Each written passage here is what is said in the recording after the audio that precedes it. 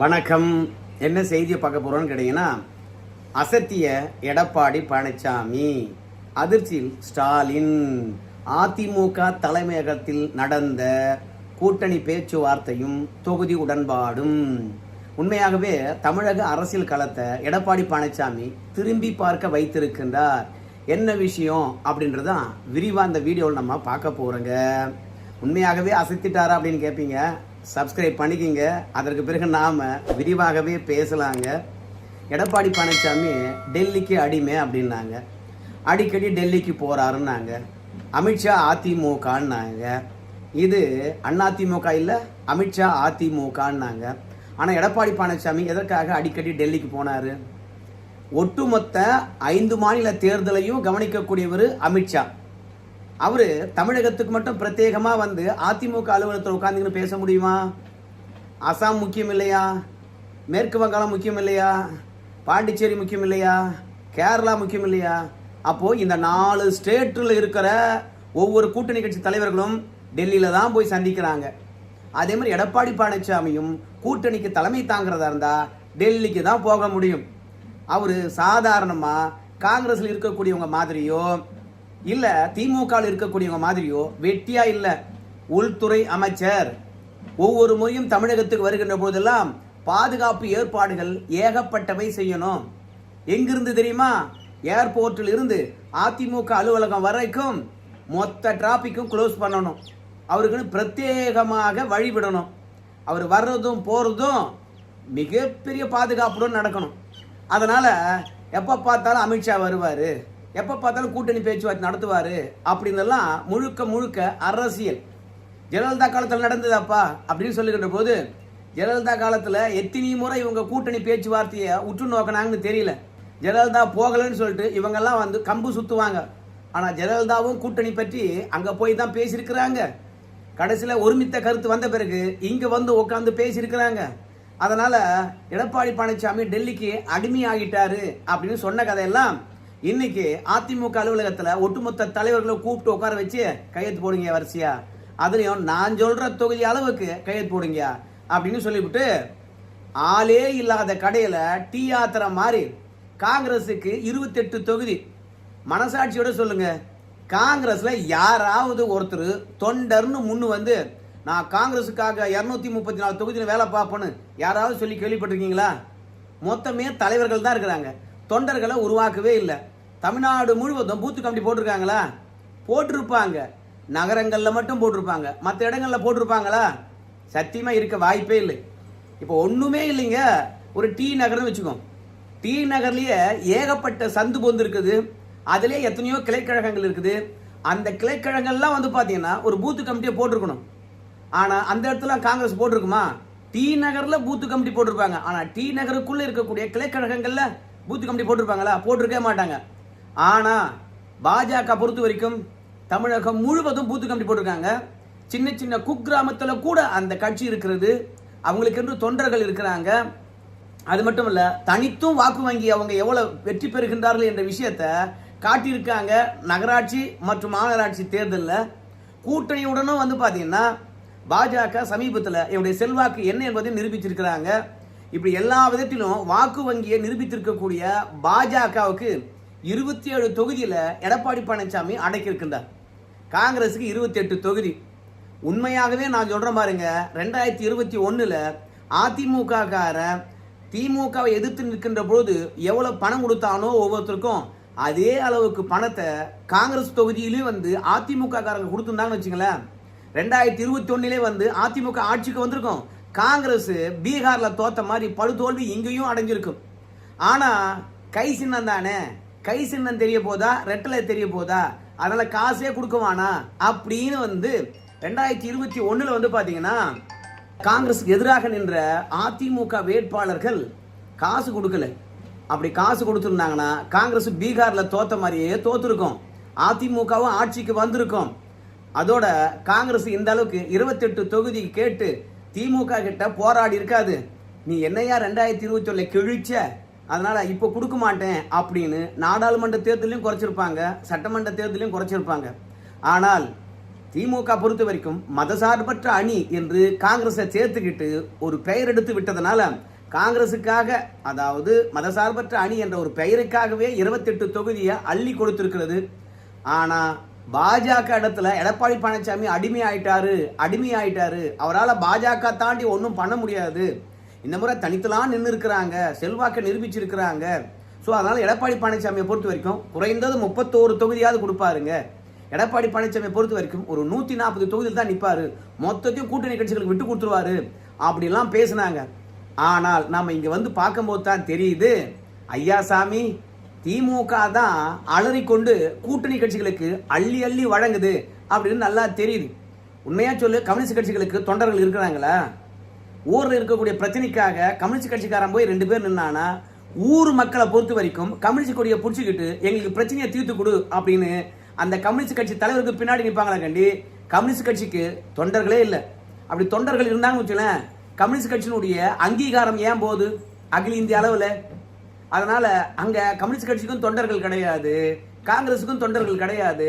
தொண்டர்கள் இருந்த ஒரே கட்சி விசிக. அந்த கட்சியை கண்டிப்பா திமுக சரியா வழி நடத்தல, உரிய மரியாதை தரல. ஏற்கனவே வந்து பாத்தீங்கன்னா விசிக தொண்டர்கள் ஒட்டுமொத்தமாக எங்க போயிட்டாங்க? தவேக்காவுக்கு போயிட்டாங்க. கொஞ்சம் நெஞ்சம் இருந்தவங்க கொள்கை பிடிப்பாளர்கள் எல்லாம் திமுகவுடைய அடாவடித்தனத்தினால இன்னைக்கு திமுக எதிராக மாறி இருக்காங்க. ஸோ ஒட்டுமொத்தமாக திமுக கூட்டணியில தொகுதிகள் வாரி கொடுத்தா கூட இணக்கமாக வேலை பார்ப்பாங்களா என்று தெரியல. அதனால என்னை பொறுத்த வரைக்கும் எடப்பாடி பழனிசாமி தான் அசத்தோன்னு அசத்திட்டாரு. அம்மா மக்கள் முன்னேற்ற கழகத்துக்கு 11 கொடுத்துட்டாரு, பிஜேபிக்கு 27 கொடுத்துட்டாரு, பாட்டாளி மக்கள் கட்சிக்கு கிட்டத்தட்ட ஒரு 18 தொகுதி கொடுத்துட்டாரு. அவங்க தந்தையுடன் வந்திருந்தாருன்னா 23 தொகுதி கடந்த காலத்தில் கொடுத்த மாதிரியே கொடுத்துருப்பாங்க. ஆனால் அந்த 18 தொகுதியும் கண்டிப்பா வெற்றி பெறுவதற்கான வாய்ப்பு பாமகவுக்கு நல்லாவே இருக்கிறது. ஒரு நிமிஷம் இருங்க, எடப்பாடி பழனிசாமி பேட்டியளித்துக் கொண்டு இருக்கின்றார். இந்த தொகுதி உடன்பாட்டுக்கு பிறகு என்ன சொல்றாருன்றத நான் உங்களுக்கு சுருக்கமா இதுல பதிவு செய்கிறேன். சுமூகமாக கூட்டணி பேச்சுவார்த்தை முடிந்தது. காங்கிரஸ் திமுக மாதிரியோ திமுக கூட்டணியில எல்லாரும் அடிச்சுக்கின மாதிரியோ நாங்க அடிச்சுக்கல. எங்களை பொறுத்த வரைக்கும் டெல்லிக்கு ஏன் போனீங்க அப்படின்லாம் கேட்டுக்கிட்டே இருந்தீங்க. கனிமொழி அவர்கள் ஏன் போனாங்க அப்படின்ற வார்த்தை யாரும் கேட்க மாட்டீங்க. ஏன் காங்கிரஸும் திமுகவும் இவ்வளவு நாள் அடிச்சுக்கிட்டாங்க அப்படின்னு ஒரு வார்த்தை கேட்கல. நீங்க வந்து விவாதமும் வைக்கல. ஆனால் ஒரு நாள்ல வந்தாரு, காலையில எல்லார்கிட்டையும் பேசினாரு, கையெழுத்து ஆகி போச்சு. இன்னும் சில கட்சிகள் இருக்குது. இன்று இரவுக்குள்ளாக நாங்க எல்லார்கிட்டையும் கூப்பிட்டு பேசி யார் யாருக்கு எவ்வளவு தொகுதின்னு சொல்லிட்டு கடைசியில நாங்க அதிமுக எவ்வளவு தொகுதியில போட்டியிட போகுதுன்ற விஷயத்த உங்களுக்கு நாங்க சொல்லுவோம் அப்படின்னு சொல்லி முடிச்சாரு எடப்பாடி பழனிசாமி. நாங்க எல்லாரும் விட்டு கொடுத்து தான் போயிருக்கோம், சுமூகமாக தான் பிரச்சனையை தீர்த்திருக்கிறோம். எங்களுக்குள்ள ஒரே கருத்து தான் இருக்குது, மக்கள் விரோத திமுக ஆட்சியை அகற்ற வேண்டும் என்ற நோக்கம். அதனால எந்த குழப்பமும் இல்லை, நீங்க ஏதாவது ஒண்ணு பிரச்சனையை கலைப்படாதீங்க அப்படின்னு சொல்லி முடிச்சாரு. அதற்குள்ளாக ஒரு செய்தியாளரை பொறுத்த வரைக்கும் டிடிவி தினகரன் 9 ஆண்டுகளுக்கு பிறகு அதிமுக அலுவலகத்துக்கு வந்திருக்கின்றாரே, அது தொடர்பாக உங்களுடைய கருத்து என்ன அப்படின்னு கேட்டாங்க. ஏன் அவரு அதிமுக அலுவலகம் வர்றது உங்களுக்கு என்ன கஷ்டமா இருக்குதா? ஏதாவது வம்பு இழுத்து விடணும்னே நினைக்கிறீங்களையா நீங்க அப்படின்னு சொல்லிட்டு, அதற்கு பிறகு நம்ம பாட்டாளி மக்கள் கட்சியினுடைய அன்புமணி ராமதாஸ், நான் எம்பியா தேர்ந்தெடுக்கப்பட்டிருக்கேன், கையெழுத்து போட போனையா? அவங்க தேர்தல் யுக்தி வகுப்பதற்கும் கூட்டணி பேச்சுவார்த்தைக்கும் டெல்லிக்கு போறது தப்பில்லையா அப்படின்னு சொல்லி முடிச்சாரு. கூட்டணி ஆட்சியா இல்ல தனித்து ஆட்சியா, பிரச்சனையை கலப்பாதீங்க, திமுக ஆட்சியை அகற்றுவதுதான் எங்களுடைய நோக்கம். அதிக தொகுதிகளில் அதிமுக வெற்றி பெற்று ஆட்சி அமைக்கும், போதுமா அப்படின்னு சொல்லிட்டு நன்றி வணக்கம் அப்படின்னு கிளம்பி போயிட்டாரு. எல்லோரும் ஒன்னா சேர்ந்து கையை தூக்கி நாங்கெல்லாம் ஒற்றுமையா தான் இருக்கிறோம் அப்படின்னு கூட்டணி வலிமையை காட்டினாங்க. ஆனா ஊடகமானது இந்நாள் வரைக்கும் திமுகவும் திமுக கூட்டணி கட்சிகளும் அடிச்சுக்குது. கையெழுத்தும் போட்டாங்க, இல்லைன்னு சொல்ல. ஆனா கையெழுத்து போட்டாலும் யாராவது இணக்கமா இருக்கிறாங்களா? காங்கிரஸ் கட்சி 28 தொகுதியில கையெழுத்து போட்டாச்சு. ஆனா போட்டவங்களால இது வரைக்கும் இணக்கமா இருக்க முடியுதா? ராகுல் காந்தி ஒரு வாழ்த்து செய்தி சொன்னாரா? அதனால அந்த கூட்டணி நிர்பந்தத்தினால் இருக்கிறது. எங்கேயாவது பாஜக அதிமுக கூட்டணி வெற்றி பெற்று போச்சுன்னா என்ன பண்றது? நாம ஏகப்பட்டதை கொள்ளடிச்சு வச்சிருக்கோம், எல்லாவற்றையும் சுருட்டிட்டாங்கன்னா என்ன பண்றது? எடப்பாடி பழனிசாமிய பண்ணாத கோஷம் பண்ணி போட்டோம், கட்சியும் உடைச்சு பார்த்தோம், அந்த கட்சிக்குள்ள பல துரோகிகளையும் வளர்த்து பார்த்தோம், அந்த கட்சியிலிருந்து பல பேரை வந்து பார்த்தா சீப்பு செல்ல வச்சு கடைசியில் நம்ம கட்சிக்கு இழுத்துக்கிட்டோம். அதனால எடப்பாடி பழனிசாமியை என்னெல்லாம் பண்ண முடியுமோ அத்தனையும் பண்ணிட்டோம். கொடநாடு வழக்கு விசாரிக்கப்பட்டு வழக்கு தீர்ப்பு வருகின்ற போது மீள் விசாரணை பண்ணுவோம்னு சொல்லிட்டு மீண்டும் விசாரணைக்கு உத்தரவிட்டீங்க. ஸோ மொத்தத்தில் எடப்பாடி பழனிசாமி அசிங்கமும் பண்ணி பார்த்தீங்க, அதோட அவரை அலட்டியும் பார்த்தீங்க, என்னென்ன பண்ண முடியுமோ எல்லாம் பண்ணி பார்த்தீங்க. அதனால மீண்டும் அதிமுக ஆட்சிக்கு வந்தா கலைஞரை தூக்கி உள்ள வச்ச மாதிரி ஸ்டாலினை தூக்கி உள்ள வச்சுட்டாங்கன்னா, அதனால எப்பா யாரும் அடிச்சுக்காதீங்கடா, உங்களுக்கான தொகுதியை நான் நாடாளுமன்ற தேர்தலை தரேன், இப்ப சட்டமன்ற தேர்தலை கேட்காதீங்கடா அப்படின்னு கெஞ்சிக்கிட்டு இருக்கிறாரு ஒவ்வொரு கட்சிக்கிட்டையும். ஆனா அதெல்லாம் எப்போதுமே இந்த ஊடகம் விவாதம் நடத்துவதே கிடையாது.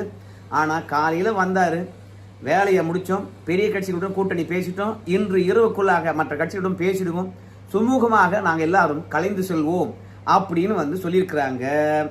நம்ம டிடிவி தினகரன் பார்த்தீங்கன்னா புதிய தலைமுறைக்கு தனித்து ஒரு பேட்டியும் கொடுத்துருக்கிறாரு. என்ன கொடுத்துருக்காரு என்ற விஷயத்த அடுத்த வீடியோவில் நம்ம பார்க்கலாம். மொத்தத்தில் எடப்பாடி பழனிசாமியை பொறுத்த வரைக்கும் எனக்கு தெரிந்து 165 தொகுதியிலிருந்து 170 தொகுதி வரைக்கும் நிற்பதற்கான வாய்ப்பு அதிகமாக இருக்கிறது. அதே அளவில் தான் திமுக நிற்பதற்கான வாய்ப்பு இருக்கிறது. ஒரே ஒரு சிக்கல் இருக்கிறது, நிறைய பேர் ரெட்டை சின்னத்தில் போட்டியிட போறாங்க அப்படின்னு சொன்னாங்க. ஆனால் பாஜக பொறுத்த வரைக்கும் ரெட்டை சின்னம்லாம் வேண்டாம், தாமரை சின்னத்திலே போட்டிடுங்க அப்படின்னு சொல்லிட்டு சின்ன சின்ன கட்சிகளுக்கு தாமரை சின்னத்தை கொடுக்கின்ற முயற்சியில் ஈடுபட்டிருக்கின்றார்கள். அதனால எடப்பாடி பழனிசாமியை பொறுத்த வரைக்கும் அவர் 165 170 தொகுதி வரைக்கும் நிற்பதற்கான வாய்ப்பு இருக்குது அப்படின்னு சொல்றாங்க. திமுக பொறுத்த வரைக்கும் நிறைய பேருக்கு தொகுதி கொடுத்துருக்குது. ஆனா அவங்கெல்லாம் நமக்கு தெரிந்து உதயசூரிய சின்னத்துல நிக்க போறாங்க.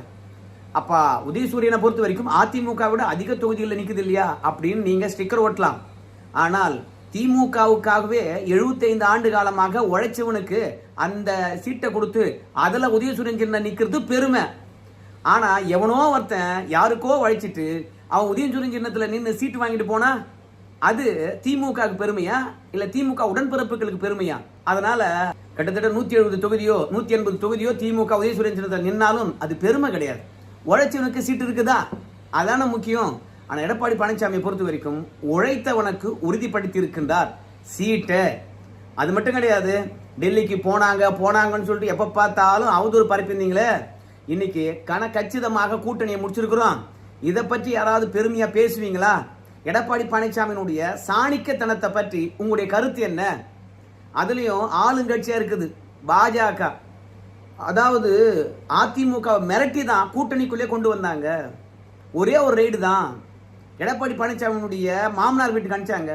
எடப்பாடி ஏப்ரல்ல 2025 கூட்டணிக்கு போயிட்டாரு அப்படின்னாங்க. இப்ப தொகுதி உடன்பாடும் அதே மாதிரி ஒரு ரெய்டு விடுவாங்க. அந்த ரெய்ட்ல எடப்பாடி பழனிசாமி எல்லாத்தையும் விட்டுட்டு தொகுதியை வாரி கொடுப்பாரு. அதிமுக அமித்ஷா திமுகவை மாறி இருக்கின்ற காட்சியை நம்ம பார்க்கத்தான் போறோம் அப்படின்லாம் சொன்னாங்க. ஆனா இன்னைக்கு காங்கிரஸ் ஒண்ணுமே இல்லை, அதுக்கு 28 தொகுதி. ஆனா இன்னைக்கு பிஜேபி வலிமையாகவும் இருக்கிறது, தொண்டர்களையும் பெற்றிருக்கிறது, அதுலயும் சுறுசுறுப்பா வேலை செய்யக்கூடிய 2ஆம் கட்ட தலைவர்களும் இருக்கிறாங்க. அத்தனையும் இருந்தும் அவங்களுக்கு கொடுக்கப்பட்ட தொகுதி 27 தான். இதுல இன்னொரு விஷயத்தை நம்ம கூர்ந்து கவனிக்க வேண்டும்.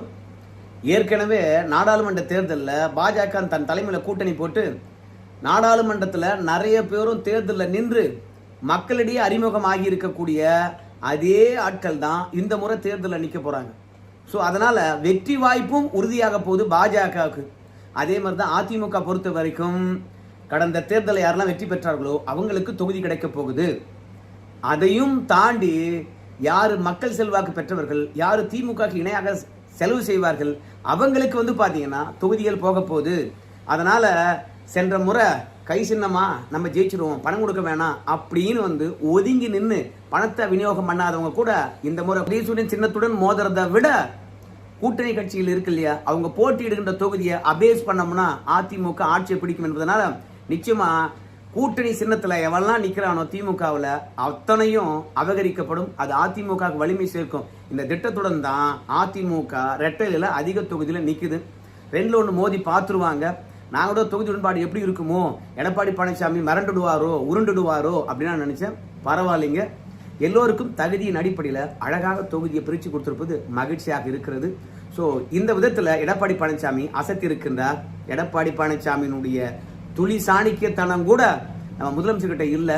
அதனால சின்ன சின்ன கட்சிகளுக்கு கூட அதிக தொகுதியை வாரி கொடுத்து விட்டு 1/2% வாக்கு வச்சிருக்கக்கூடிய தேமுதிகவுக்கெல்லாம் மேலவை எம்பியை கொடுத்துட்டு 10 தொகுதிக்கு பேரம் பேசிக்கிட்டு இருக்க அந்த அம்மாலாம் வந்து அலப்பறை பண்ணுறதெல்லாம் பார்த்துக்கிட்டு இருக்கிறாரு. ஆளுங்கட்சியை பொறுத்த வரைக்கும் பிடியை கையில் வச்சிருப்பான்னு சொல்லுவாங்க. ஆனால் அவர் பிடியை தளர்த்தி எல்லாருக்கும் வாரி கொடுத்துட்டு இருக்காரு. ஆனால் எதிர்கட்சி வரிசையிலிருந்து எடப்பாடி பழனிசாமி அசைத்திட்டாரு. ஸோ இதற்காகவே எடப்பாடி பழனிசாமியை ஆதரிக்கலாம். சரி, தேர்தல் கழகம் எப்படி இருக்க போதுன்னு, வெற்றி யார் பக்கம் இருக்க போதுன்னு பொறுத்து வந்து பார்க்கலாம். நன்றிங்க.